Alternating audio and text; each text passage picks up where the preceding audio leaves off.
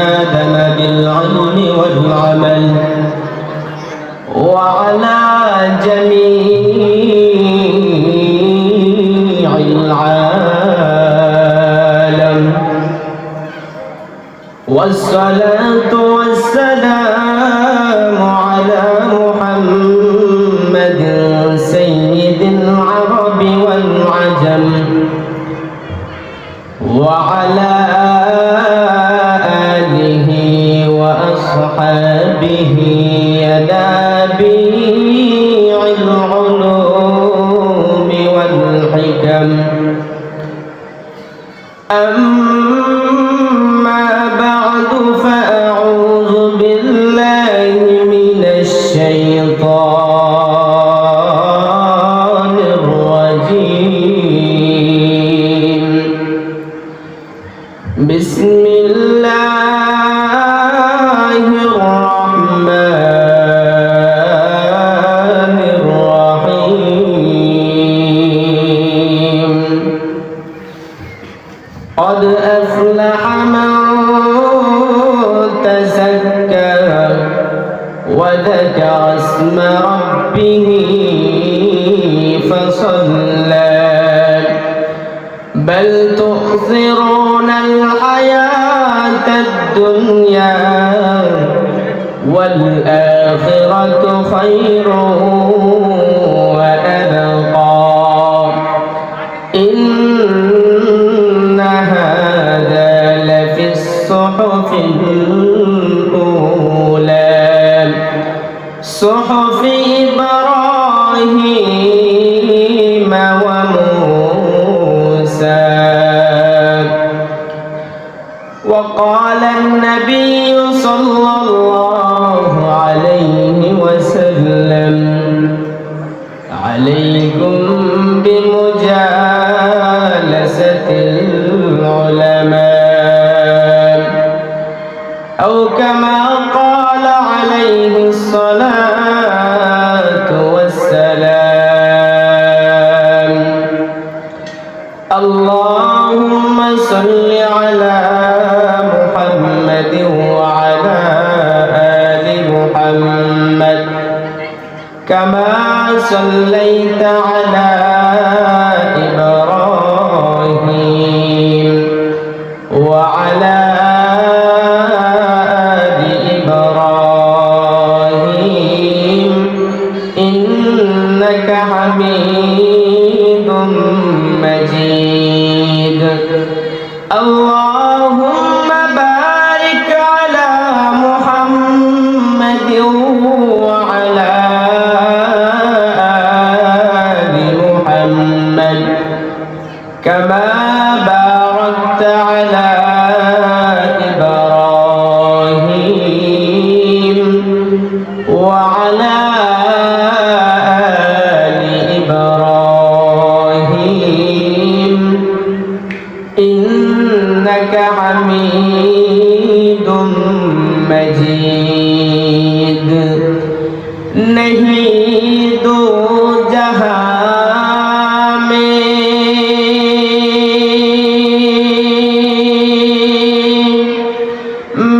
मिसाल मुहम्मद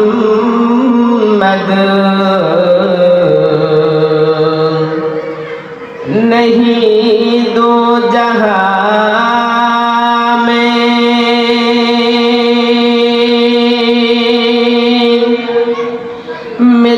मिसाल मुहम्मद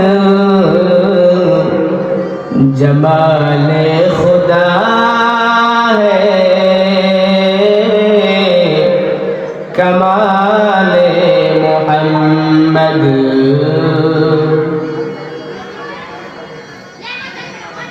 जिंदगी में बंदगी तो करना है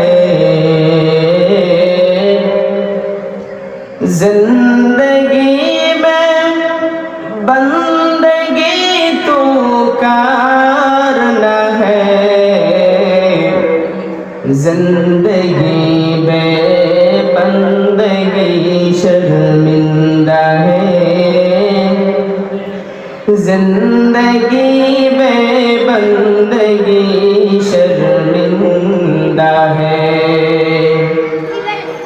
आयाते हम कुछ न कुछ खरीदने को, आयाते हम कुछ न कुछ खरीदने को, जैसे हो रोशन मेरे क़ल्ब और रूह, जैसे हो रोशन मेरे क़ल्ब और रूह, वरना कोई चाहा तो जहाँ मैं नहीं, वरना कोई चाहा तो जहाँ मैं नहीं। दुनिया में हो दुनिया का तलबगार नहीं, दुनिया में हो दुनिया का तलबगार नहीं।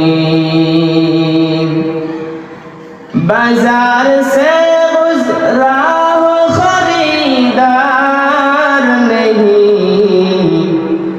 ए दुनिया एक मिसल कागज़ फूल है, ए दुनिया एक मिसल कागज़ फूल है।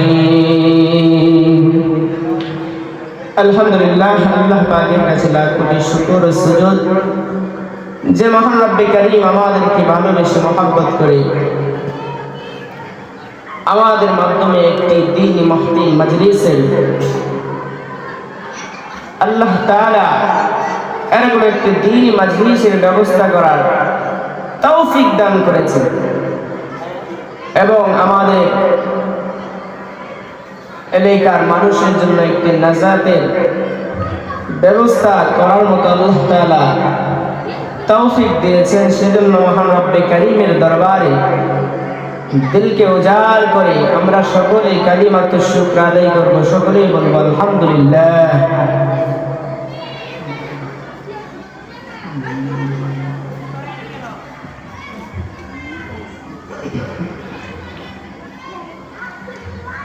শুকরিয়ার বিষয় হচ্ছে আল্লাহ তাআলা যদি ইচ্ছা না করতেন তাহলে আমরা এরকম দ্বীনি মাজলিসের ব্যবস্থা করা যেত না। আল্লাহ তাআলা তৌফিক দিয়েছেন বিদায় করতে পেরেছেন। এজন্য দ্বীনের প্রতিটি বিষয় প্রত্যেকটি কাজ আল্লাহ তাআলার তৌফিকের মাধ্যমেই হয়। এই জন্য সর্বদা রব্বে কারীমের নিকট তৌফিক চাওয়া, যাতে করে রব্বে কারীম দ্বীনি কাজ নেক কাজ করার মতো তৌফিক এনায়েত করেন। আমি আপনাদের সম্মুখে সূরাতুল আ'লা 14 থেকে 15 নম্বর আয়াত তেলাওয়াত করেছি। নবীজির অসংখ্য অগণিত হাদিস থেকে একটি হাদিস পাঠ করেছি। উক্ত আয়াত এবং হাদিসকে সামনে রেখে কিছু কথা বলার চেষ্টা করব। মা তাওফীকি ইল্লা বিল্লাহ, আলাইহি তাওয়াক্কালতু ওয়া ইলাইহি উনীব। সর্বপ্রথম আমরা জানব, আমি যে আয়াতে কারিমা তেলাওয়াত করেছি উক্ত আয়াতে কারিমার মধ্যে রব্বে কারীম কি বোঝাতে চাচ্ছেন। প্রথমে রব্বে কারীম আমাদেরকে একটি নির্দেশ তিনি দিতেছেন। রব্বে কারীম সূরাতুল আ'লা 14 নম্বর আয়াতের মধ্যে আমাদেরকে লক্ষ্য করে, দুনিয়ার মানুষকে লক্ষ্য করে একটি মেসেজ তিনি দিতেছেন, বার্তা তিনি দিতেছেন। রব্বে কারীম বলেন, ক্বাদ আফলাহা মান তাযাক্কা। ওহে দুনিয়ার মানুষ, তোমরা কি জানো কারা সফলতা অর্জন করেছে, কারা সফল কাম ব্যক্তি, তোমরা কি জানো? রব্বে কারীম আমাদেরকে জানান দেন, ওহে দুনিয়ার মানুষ, তোমরা জেনে রাখো ওই ব্যক্তি হচ্ছে সফল কাম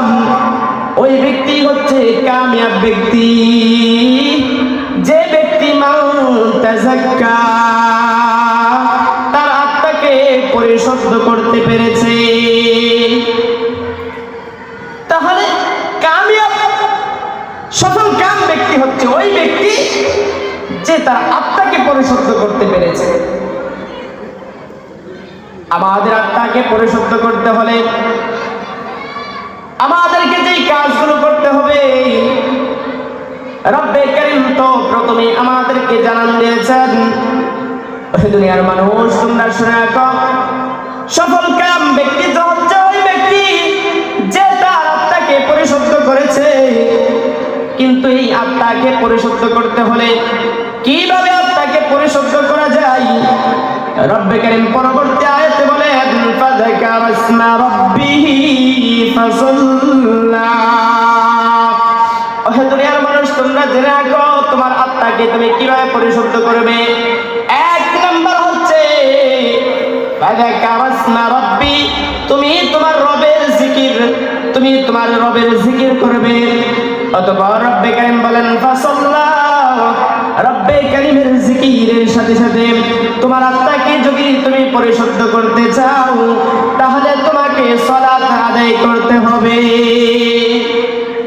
তাহলে আমার আত্মাকে যদি পরিশুদ্ধ করতে চাই, রব্বে কারীম বলেন সফল কাম হতে পারবে, তুমি কামিয়াব ব্যক্তি হতে পারবে, তোমাকে সর্বপ্রথম আত্মা শক্তির প্রতি প্রথম যে কাজটা তোমাকে করতে হবে সেটি হচ্ছে রব্বে কারীমের জিকির তোমাকে করতে হবে। অতঃপর তোমাকে সালাতের মাধ্যমে তোমার আত্মাকে পরিশুদ্ধ করতে পারবে। আমাদেরকে আমাদের আত্মাকে পরিশুদ্ধ করতে হলে রব্বে কারীম আমাদেরকে যেই নির্দেশ দিয়েছেন আমরা সহজভাবে বোঝার জন্য দুটি বিষয় জেহেনের মধ্যে রাখতে পারি। যদি ওই দুটি বিষয় আমরা রাখতে পারি তাহলে আমাদের জন্য ইবাদত করা সহজ হয়ে যাবে। আমরা দুই ধরনের ইবাদত করি। কয় ধরনের? দুই ধরনের ইবাদত করি। এক নম্বর হচ্ছে আমলে যাহির, এক নম্বর হচ্ছে বাহ্যিক আমল, যে আমলটা আমরা দেখতে পাই। আরেকটি হচ্ছে বাতিনি আমল। এক নম্বর হচ্ছে বাহ্যিক, যেই আমলকে আমরা স্বচক্ষে দেখতে পাই। আরেকটি আমল হচ্ছে যেই আমল আমরা স্বচক্ষে দেখতে পাই না, বরং এই আমলটি হচ্ছে একদম ঊর্ধ্ব আমল, যে আমলকে দেখা যায় না। যে আমলকে দেখা যায় সেই আমলে যাহির সম্পর্কে রব্বে কারীম কুরআনুল কারীমের সূরাতুল বাকারার 43 নম্বর আয়াতে রব্বে কারীম ইরশাদ করেন, ওয়া আকিমুস সালাতা ওয়া আতুজ যাকাতা ওয়ারকাউ মা'আর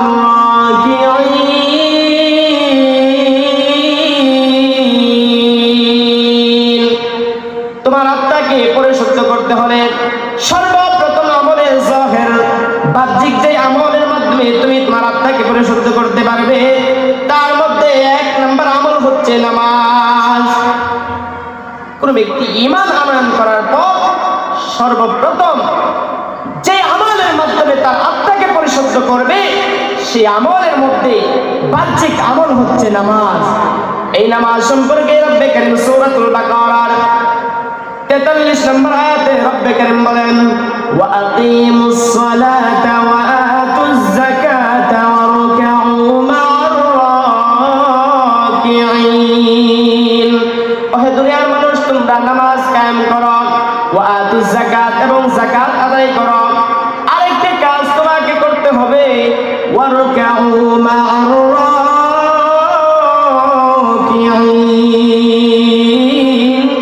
এবং রুকুকারীদের সাথে রুকু করো, অর্থাৎ বিনয়ীকারীদের সাথে তুমি বিনয়ী চিত্তে রব্বে কারীমের দরবারে তুমি রব্বে কারীমের হাজিরা দেওয়ার জন্য ওই সালাতের মধ্যে তুমি চলে যাও, ওই নামাজ আদায় করার জন্য তুমি মসজিদে চলে যাও। ও হে দুনিয়ার মানুষ, তুমি তোমার আত্মাকে যদি পরিশুদ্ধ করতে চাও তাহলে এক নম্বর বাহ্যিক আমল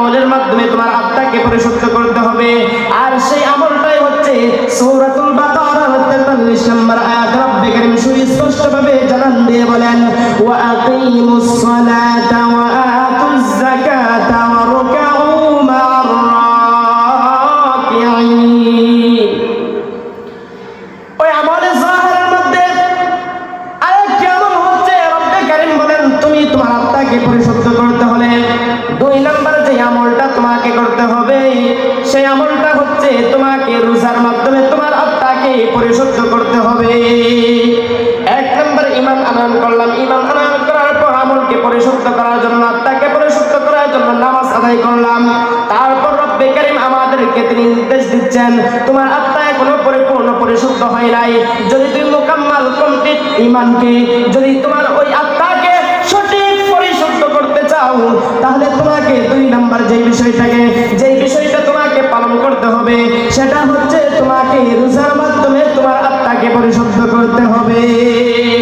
সেই রোজা সম্পর্কে রব্বে কারীম সূরাতুল বাকারা 183 নম্বর আয়াতের মধ্যে রব্বে কারীম বলেন, ইয়া আইয়ুহাল্লাযীনা আমানু কুতিবা আলাইকুমুস সিয়ামু কামা কুতিবা আলাল্লাযীনা মিন ক্বাবলিকুম লাআল্লাকুম তাত্তাকুন। ওহে দুনিয়ার মানুষ, তোমরা জেনে রাখো, তোমার আত্মাকে যদি পরিশুদ্ধ করতে চাও, এক নাম্বার তোমাকে আমি বলেছিলাম নামাজের মাধ্যমে তোমার আত্মাকে পরিশুদ্ধ করতে পারবে। দুই নম্বরে যেই বিষয়টা আমি তোমাকে বলে দিচ্ছি, সেটা হচ্ছে তুমি তোমার আত্মাকে পরিশুদ্ধ করতে হলে রোজার মাধ্যমে তোমার আত্মাকে পরিশুদ্ধ করতে হবে।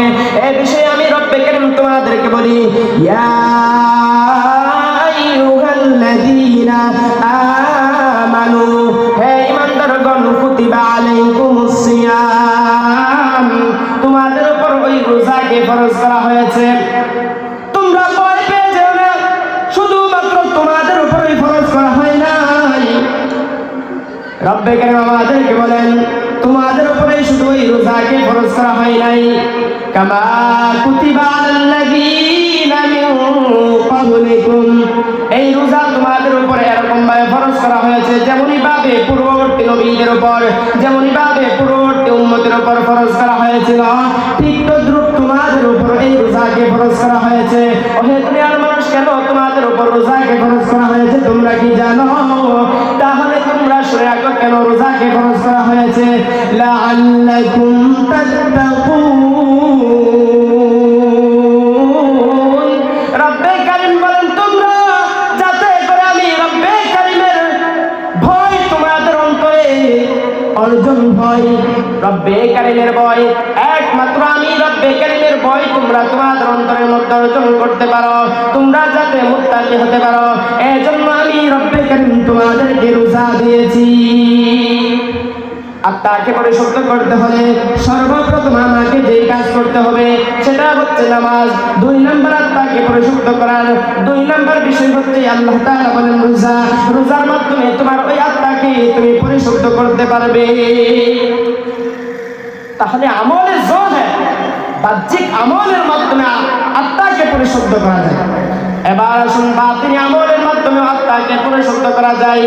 যে আমলগুলো আমার স্বচক্ষে আমি দেখতে পাই না, বরং আমি স্বচক্ষে দেখতে পাই না, কিন্তু আমি আমার আত্মাকে পরিশুদ্ধ করতে হলে, আমি আমার আত্মাকে পরিশুদ্ধ করতে হলে ওই বাতিনি আমলগুলো আমাকে করতে হবে। যদি ওই বাতিনি আমলগুলো আমি না করি, তাহলে আমার আত্মা মুকাম্মাল আর পরিপূর্ণ হবে না। কি সেই বাতিনি আমল? রব্বে কারীম বলেন, তোমাকে সেই বাতিনি আমলগুলো করতে হবে। সূরাত আলে ইমরানের 102 নম্বর আয়াতে রব্বে কারীম বলেন, ইয়া আইয়ুহাল্লাযীনা আমানুত্তাকুল্লাহ। ও হে দুনিয়ার মানুষ, তোমার আত্মাকে যদি পরিশুদ্ধ করতে চাও, তাহলে বাতিনি আমলের মধ্যে তোমাকে সর্বপ্রথম যে কাজটা করতে হবে সেটা হচ্ছে ইয়া আইয়ুহাল্লাযীনা আমানুত্তাকুল্লাহ। হে ঈমানদারগণ, তোমরা শুনে রাখো, তোমাদের মধ্যে যারা ঈমান আনয়ন করেছে, ইত্তাকুল্লাহ, তোমরা আল্লাহ তাআলাকে ভয় করো। কিভাবে ভয় করব? কিভাবে ভয় করলে রব্বে কারীমকে যথাযথ ভয় করা হবে? রব্বে কারীম বলেন, হাক্কা তুকাতিহি, যথাযথভাবে ভয় করো। ভয় করার অর্থে মুফাসসিরগণ তাফসীরের মধ্যে লেখেন, দুনিয়ার মানুষ, আমরা দুনিয়ার মধ্যে দেখতে পাই যখন কোনো ছাত্র, শিক্ষক যখন কোনো ছাত্রকে পড়ার জন্য নির্দেশ দেয়, পড়া শেখার জন্য আদেশ করে, আমরা দেখতে পাই সঠিক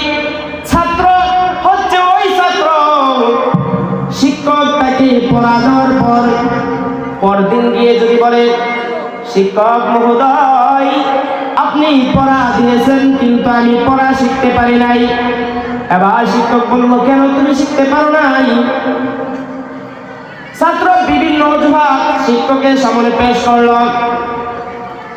এই ছাত্র সঠিক ছাত্র হতে পারবে না, কারণ হচ্ছে সঠিক ছাত্র তখনই হতে পারবে যখন সে ওই শিক্ষকের কথা অনুযায়ী পরদিন সে ওই শিক্ষককে যদি যথাযথভাবে সে তার ওই পড়াটা মুখস্থ শুনিয়ে দিতে পারত, তাহলেই সে সঠিক ছাত্র হতে পারত।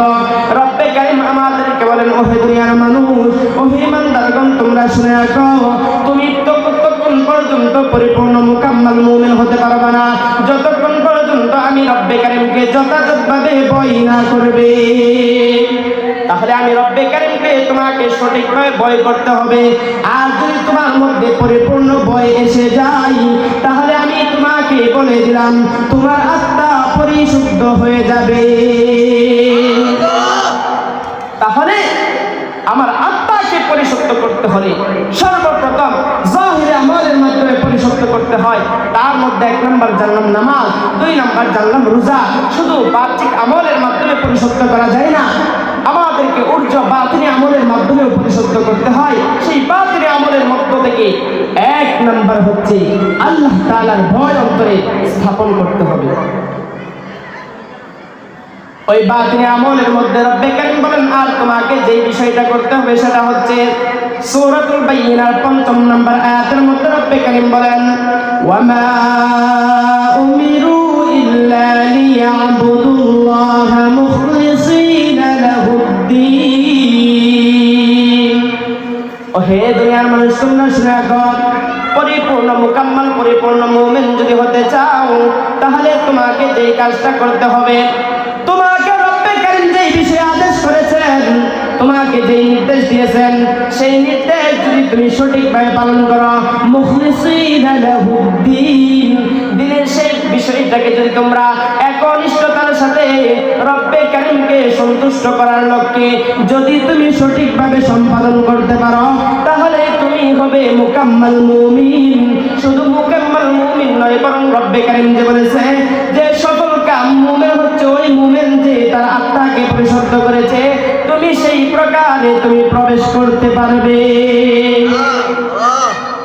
এতক্ষণ আমরা জানলাম কুরআনুল কারীমের মাধ্যমে সফলকাম ব্যক্তি কিভাবে হওয়া যায়, সফলকাম ব্যক্তি কিভাবে হওয়া যায় কুরআনুল কারীমের আয়াতের মাধ্যমে জানলাম। এবার আসল হাদিসের মধ্যে নবী করিম সাল্লাল্লাহু আলাইহি ওয়াসাল্লাম কিভাবে বলেছেন আমাদের আত্মাকে পরিশুদ্ধ করতে হবে।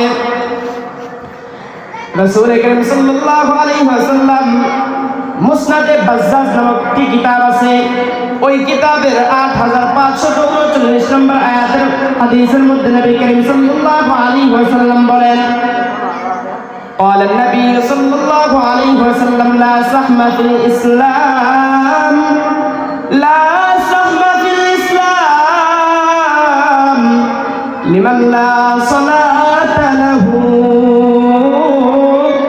ولا صلاة لمن لا وضوء له। নবী করিম সাল্লাল্লাহু আলাইহি ওয়াসাল্লাম বলেন, তোমাকে মুকাম্মাল আর পরিপূর্ণ মুমিন যদি হতে হয়, তুমি যদি সেই সফলকাম মুমিন হতে চাও, তাহলে তোমাকে যেই কাজটি করতে হবে আমি সেটি রব্বে কারীম তো তোমাকে ওই আয়াতের মাধ্যমে জানান দিয়েছেন। এবার শোনো আমি তোমাকে কি বলি। রাসূল করিম সাল্লাল্লাহু আলাইহি ওয়াসাল্লাম বলেন, লা সাহমা ফিল ইসলাম লা সাহমা ফিল ইসলাম, ইসলামের মধ্যে তার কোনো অংশ নেই, ইসলামের মধ্যে তার কোনো অংশ নেই। লিমান লা সালাতা লাহু, যে ব্যক্তি নামাজ আদায় করে না, ইসলামের মধ্যে তার কোনো অংশ নেই। সুতরাং আমাকে যদি পরিপূর্ণ মুকাম্মাল মুমিন হতে হয়, আমাকে যদি মুসলিম হতে হয়, তাহলে ওই নামাজ আদায় করার মাধ্যমে মুকাম্মাল আর পরিপূর্ণ মুমিন হতে হবে। কি করতে হবে? নামাজ আদায় করতে হবে।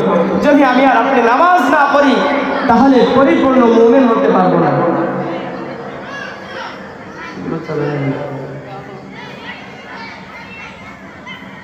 রাসূল কারীম সাল্লাল্লাহু আলাইহি ওয়াসাল্লাম বলতেছেন, তোমাকে পরিপূর্ণ মুকাম্মাল মুসলমান মুমিন হতে হলে তোমাকে যে কাজটা করতে হবে সেটা হতে তোমাকে নামাজ আদায় করতে হবে। কারণ হচ্ছে লা সাহমা ফিল ইসলাম, ওই ব্যক্তির ইসলামের মধ্যে কোনো অংশ নেই যে ব্যক্তি নামাজ আদায় করে না। ওয়ালা সালাতা লিমান লা ওযুআ লাহ, আর ওই ব্যক্তির নামাজ আদায় হবে না যে ব্যক্তি ওযু করে না, ওযু ছাড়া নামাজ হবে না। প্রথমত বলেছেন ওই ব্যক্তির ইসলামের মধ্যে কোনো অংশ নেই যেই ব্যক্তি নামাজ আদায় করে না। আর নামাজ আদায় করতে হলে ওযু করতে হবে, ওযু না করলে নামাজ আদায় হবে না। তাহলে আমার আত্মাকে পরিশুদ্ধ করতে হলে সর্বপ্রথম যেই কাজটা করতে হবে সেটা জানলাম, ঈমান আনয়ন করতে হবে। ঈমান আনয়ন করার পর যেই কাজটা করতে হবে সেটা হচ্ছে নামাজ। নামাজ আদায় করার পর রব্বে কারীম আমাকে যে নির্দেশ দিয়েছেন সেটি হচ্ছে রমজান মাসে রোজা আদায় করা। যেই বিষয়গুলো আমি কুরআন কারীমের আয়াতের মাধ্যমে জানলাম, তারপর হাদিসের মধ্যে জানলাম, এবার আসুন নবী করিম সাল্লাল্লাহু আলাইহি ওয়াসাল্লাম বাতিনি আমলের কথা বলেন।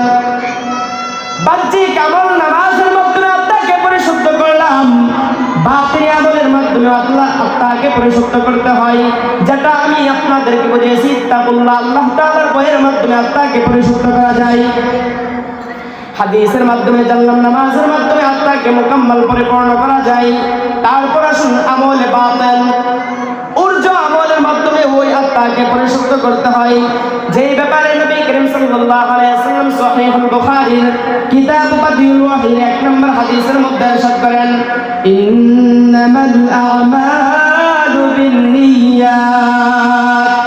নবী করিম সাল্লাল্লাহু আলাইহি ওয়াসাল্লাম বলেন, তুমি যত আমলই করো না কেন তোমার আমলটা শুদ্ধ হবে যদি তোমার নিয়তটা খালেস হয়। ইন্নামাল আমালু বিন্নিয়াত, সমস্ত আমল নিয়তের উপর নির্ভরশীল। সমস্ত আমল কিসের উপর নির্ভরশীল? নিয়তের উপর নির্ভরশীল। নবী করিম সাল্লাল্লাহু আলাইহি ওয়াসাল্লাম হাদিসের আগ বাড়িয়ে তিনি বলেন, ইন্নামাল আমালু বিন্নিয়াত ওয়া ইন্নামা লিইমরিইম মা নাওয়া ফামান কানাত হিজরাতুহু ইলা দুনিয়া ইউসিব ফামান কানাত হিজরাতুহু ইলাল্লাহি ওয়া রাসূলিহি ফামান কানাত হিজরাতুহু ইলাল্লাহি ওয়া রাসূলিহি ওয়া মান কানাত হিজরাতুহু ইলা দুনিয়া ইউসিবুহা আও ইলা ইমরাতিন ইয়াতাযাওয়াজুহা। নবী করিম সাল্লাল্লাহু আলাইহি ওয়াসাল্লাম বলেন, সমস্ত আমল হচ্ছে নিয়তের উপর নির্ভরশীল। সুতরাং তোমার আমলকে সঠিক করার জন্য, তোমার আত্মাকে পরিশুদ্ধ সঠিকভাবে যদি করতে চাও, তাহলে তোমাকে তোমার নিয়তকে পরিশুদ্ধ করতে হবে। যদি তোমার নিয়ত পরিশুদ্ধ হয়, যদি তোমার নিয়ত খালেস হয়, নবী করিম সাল্লাল্লাহু আলাইহি ওয়াসাল্লাম বলেন, তাহলে তোমার নিয়ত পরিশুদ্ধ হওয়ার কারণে তোমার সেই হিজরত আল্লাহ এবং রাসূলের দিকেই হবে। নিয়তকে পরিশুদ্ধ করে যদি আপনি আল্লাহ তাআলা এবং রাসূলকে সন্তুষ্ট করার জন্য ইবাদত বندگی করেন, নিয়ত খালেস হওয়ার কারণে সেই হিজরত আর আমল আল্লাহ এবং রাসূলের জন্যই হবে। নবী করিম সাল্লাল্লাহু আলাইহি ওয়াসাল্লাম বলেন, কিন্তু তোমার সেই নিয়ত যদি দুনিয়ার দিকে থাকে, যদি সেই দুনিয়ার দিকে তোমার নিয়ত থাকে দুনিয়ার বস্তু হাসিল করা, দুনিয়ার মাল সম্পদ অর্জন করা, তাহলে তোমরা জেনে রাখো তোমার নিয়ত গলত হওয়ার কারণে, তোমার নিয়তের মধ্যে ভুল হওয়ার কারণে তোমার সেই আমলটা যদি উখরবি আমল, আখিরাতের আমল হওয়ার কারণে সেই আমলটা দুনিয়ার আমলে পরিণত হবে। তুমি রব্বে কারীমের নিকট সেটার জাযার প্রতিদান পাবে না। এই জন্য আমাকে আপনাকে নিয়তকে খালেস করে নিতে হবে। নিয়তকে যদি খালেস না করি, তাহলে আমার আমল সকল আমলই বরবাদ হয়ে যাবে। নবী করিম সাল্লাল্লাহু আলাইহি ওয়াসাল্লাম বলেন, কোন মানুষ যদি আল্লাহ তাআলার দিকে হিজরত করে, আল্লাহ তাআলার উদ্দেশ্যে ইবাদত বندگی করে, তাহলে সেই আমল আল্লাহ তাআলার জন্য হবে, রাসূলের জন্য হবে। কিন্তু যদি দুনিয়ার দিকে হয় তাহলে দুনিয়ার জন্য হবে। নবী করিম সাল্লাল্লাহু আলাইহি ওয়াসাল্লাম সামনে আগ বাড়িয়ে তিনি বলেন, ও হে দুনিয়ার মানুষ, তোমরা শুনে রাখো, যদি কোনো ব্যক্তি, কোনো ইমরাত, যদি কোনো ব্যক্তি কোনো মহিলাকে পাওয়ার জন্য, কোনো মহিলাকে বিবাহ করার জন্য দুনিয়াতে হিজরত করে, তাহলে তোমরা জেনে রাখো তার উদ্দেশ্য আর নিয়ত দুনিয়ার দিকে হওয়ার কারণে, কোন ওই মহিলার দিকে হওয়ার কারণে, কোন জাওজ দিকে হওয়ার কারণে, তোমরা শুনে রাখো তার নিয়ত এই দিকে হওয়ার কারণে এটাই কর্তব্য হবে, অর্থাৎ আল্লাহ তাআলা এবং রাসূলের সান্নিধ্য সে পাবে না। এই জন্য আমার আমলকে খালেস করতে হলে, পরিশুদ্ধ করতে হলে আমার নিয়তকে খালেস করে নিতে হবে। আমি যদি খালেস নিয়তে অল্প আমল করি, রব্বে কারীম বলেন সেই আমলটাই হবে তোমার জন্য উত্তম আমল। হাদিসের মধ্যে, অপর হাদিসের মধ্যে নবী করিম সাল্লাল্লাহু আলাইহি ওয়াসাল্লাম বলেন, আখলিস দীনাকা ইয়াকফিকাল আমালুল কলিল। ওহে দুনিয়ার মানুষ, তোমরা কি জানো নবী করিম সাল্লাল্লাহু আলাইহি ওয়াসাল্লাম বলেন আল্লাহ তাআলার নিকট আমলটা কাফির না, কলিল অল্প আমল হলে রব্বে কারীমের নিকট সেই আমলটা কর্তব্য হবে যদি সেটা খালেস নিয়তে হয়। শুধু তাই নয়, নবী করিম সাল্লাল্লাহু আলাইহি ওয়াসাল্লাম বলেন ওহে দুনিয়ার মানুষ, তোমরা কি জানো আল্লাহ তাআলার নিকট পছন্দনীয় আমল কোনটা? নবী করিম সাল্লাল্লাহু আলাইহি ওয়াসাল্লাম হাদিসের মাধ্যমে জানান, ক্বালান নবী সাল্লাল্লাহু আলাইহি ওয়াসাল্লাম আহাব্বুল আমালি ইলাল্লাহি আদওয়ামুহা ওয়া ইন ক্বাল্লা। ওহে দুনিয়ার মানুষ, তোমরা শুনে রাখো, রব্বে কারীমের নিকট অধিক আমল নিয়ে তোমাকে রব্বে কারীমের নিকট যেতে হবে না, বরং তুমি অল্প আমল করো। যদি সেই অল্প আমলটা খালেস নিয়তে হয়, পরিশুদ্ধ নিয়তে হয়, তাহলে সেটাই হবে রব্বে কারীমের নিকট গ্রহণযোগ্য আমল। এই জন্য গ্রহণযোগ্য আমল হতে হলে আল্লাহ তাআলার নিকট পছন্দনীয় আমল যদি আপনি পেশ করতে চান, আপনি অল্প আমল করেন কিন্তু দৈনন্দিন করতে হবে, প্রতিদিন করতে হবে। আপনি প্রতিদিন সুবহানাল্লাহ 33 বার অথবা 100 বার যাই পড়েন না কেন, কিন্তু দৈনিক যদি পড়েন, এটাই হবে রব্বে কারীমের নিকট পছন্দনীয় আমল।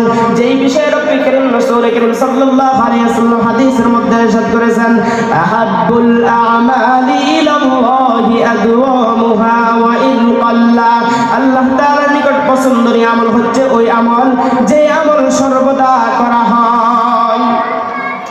এই জন্য আমল যাই করি না কেন খালেস নিয়তে করতে হবে, ইখলাস থাকতে হবে। যদি সেই ইখলাস থাকে তাহলে অল্প আমলে আমার জন্য আপনার জন্য যথেষ্ট হবে। আরেকটা বিষাক্ত বস্তু আছে, বিষাক্ত জিনিস আছে, যেই জিনিসটা যদি অল্প কারোর মধ্যে বিদ্যমান থাকে তাহলে সমস্ত আমল বরবাদ।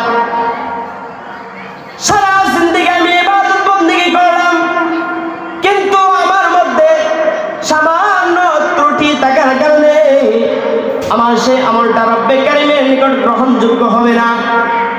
রাসূল কারীম সাল্লাল্লাহু আলাইহি ওয়াসাল্লাম হাদিসের মধ্যে ইরশাদ করেন, সহিহ মুসলিমের কিতাবুল ঈমানের 91 নম্বর হাদিসের মধ্যে নবী করিম সাল্লাল্লাহু আলাইহি ওয়াসাল্লাম বলেন, 91 নম্বর হাদিসের মধ্যে নবী করিম সাল্লাল্লাহু আলাইহি ওয়াসাল্লাম বলেন, قال النبي صلى الله عليه وسلم لا يدخل الجنة من كان في قلبه مثقال ذرة من كبر। ওহে দুনিয়ার মানুষ, তোমরা শুনে রাখো, আমল বন্দেগী আমল করলা, পাহাড় সম পরিমাণ আমল করলা, কিন্তু তোমার আমলটাকে বিনষ্ট করে দিবে, একদম ধ্বংস করে দিবে, সেই বিষয়টা কি তোমরা জানবা? সাহাবায়ে কেরাম আরজ করলেন, আল্লাহ রাসূল সেই বিষয়টা কি? আমরা অবশ্যই জানতে চাই। এত পরিমাণ আমল করলাম কিন্তু আমলকে বিনষ্ট করে দিবে, সেই বিনষ্টকারী জিনিসটা কি? নবী করিম সাল্লাল্লাহু আলাইহি ওয়াসাল্লাম বললেন, লা ইয়াদখুলুল জান্নাতা। ওহে সাহাবায়ে কেরাম, তোমরা শুনে রাখো, জান্নাতের মধ্যে প্রবেশ করবে না মান কানা মিন কলবিহি ফি কলবিহি মিসকালু যাররাতিন মিন কিবরিন। ওহে আমার সাহাবায়ে কেরাম, তোমরা শুনে রাখো, ওই ব্যক্তি জান্নাতের মধ্যে প্রবেশ করবে না যার অন্তরের মধ্যে যাররা পরিমাণ, সরিষা পরিমাণ, অণু পরিমাণ কিবির থাকবে, অহংকার থাকবে, ওই ব্যক্তি জান্নাতের মধ্যে প্রবেশ করবে না। ওহে দুনিয়ার মানুষ, আমি আপনাদেরকে বলতে চাই, আমাদের মধ্যে তো বর্তমানে এত অহংকার, এত কিবির, এত অহংকার। আমার মনে হয় রব্বে কারীম যদি আমাদেরকে জিজ্ঞাসা করেন, আমাদেরকে প্রশ্নের সম্মুখীন করেন, তাহলে জান্নাতে যাওয়া একদম কঠিন হয়ে যাবে। নবী করিম সাল্লাল্লাহু আলাইহি ওয়াসাল্লাম তো বলে দিয়েছেন, যার অন্তরের মধ্যে মিসকাল সমপরিমাণ, যাররা সমপরিমাণ অহংকার থাকবে, কিবির থাকবে, ওই ব্যক্তি জান্নাতের মধ্যে প্রবেশ করবে না। এই জন্য সাবধান, অন্তরের মধ্যে যাররা পরিমাণ, সরিষা পরিমাণ যদি কিবির আর অহংকার নিয়ে আমি মারা যাই, তাহলে জান্নাতে যাওয়া অনেক কঠিন হয়ে যাবে। এজন্য আমি আপনাদেরকে বলবো, ইবাদত বন্দেগী কম করেন, অল্প করেন, কিন্তু অন্তরের মধ্যে যারা পরিমাণ অহংকার আর কিবর রাখবেন না। যদি ওই অহংকার অন্তরের মধ্যে রাখেন, তাহলে দুনিয়ার জমিন থেকে যাওয়ার সময় আপনার ওই অহংকার আপনার আমলকে বরবাদ করে দিবে। অথচ যদি আমার আমলটা অল্প হয়, কিন্তু আমার আমল অল্প হওয়ার কারণে আমি রব্বে কারিমের নিকট মাহবুব, প্রিয়, এটাই আমার জন্য রব্বে কারিমের নিকট সফলতার কারণ হবে। এই জন্যই তো কবি বলেন, দুনিয়াতে তুমি কম আমল করো, কিন্তু তুমি তোমার জিন্দেগিটাকে সফল কাম বানাও, তোমার আত্মাকে পরিশুদ্ধ করে দুনিয়ার জমিন থেকে যাও। কবি বলেন, এমন জীবন তুমি করো হে গঠন, মরণে কাঁদিবে তুমি, মরণে হাসিবে তুমি, কাঁদিবে